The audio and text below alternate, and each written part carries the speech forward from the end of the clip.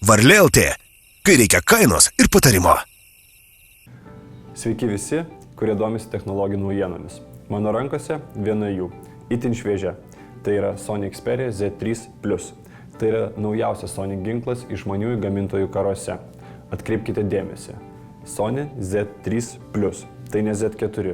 Tai reiškia, kad šis įrenginys neįtin skirsis nuo savo pirmtako Z3. Bet vis dėlto, produktas tai naujas.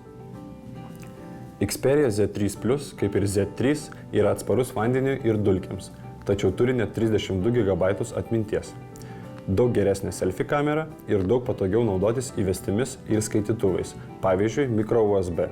Tiesa, truputėlį pasikrapštyti teks, jei norėsite išimti micro SIM kortelę.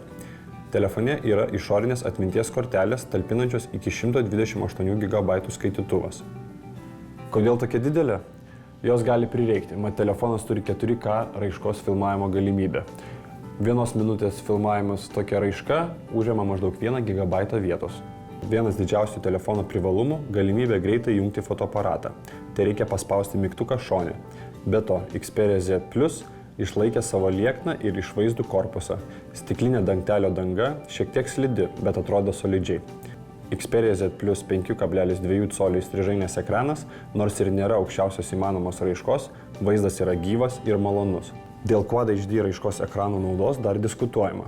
Sony nutarė likti prie žemesnės Full HD raiškos ekrano. Toks ekranas valgo daug mažiau resursų, o tai reiškia, kad telefonas veiks sparčiau, o baterija laikys ilgiau.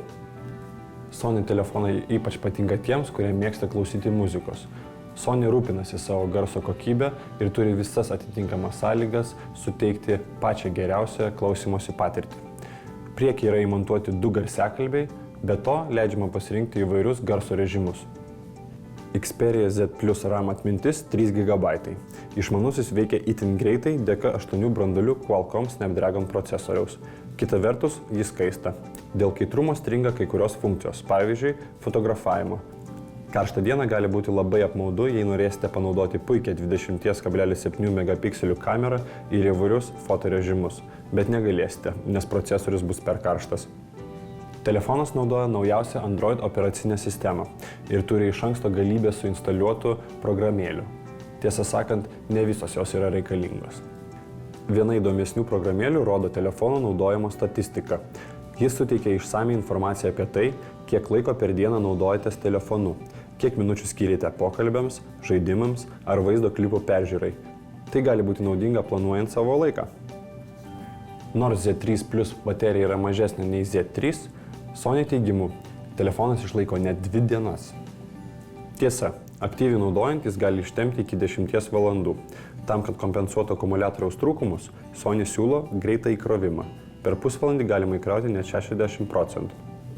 Tokie telefono pagerinimai be abejo atneša pridėtinės vertės. Kita vertus, trūkumai tokie kaip kaitrumas šiek tiek neramina. Pernelyg dažnai funkcionalumas yra aukojamas dizaino vardan. O ką manote jūs? Pasidalinkite savo nuomonę komentaruose po šio video arba Varlės LT Facebook paskyroje. Varlė LT, kai reikia kainos ir patarimo.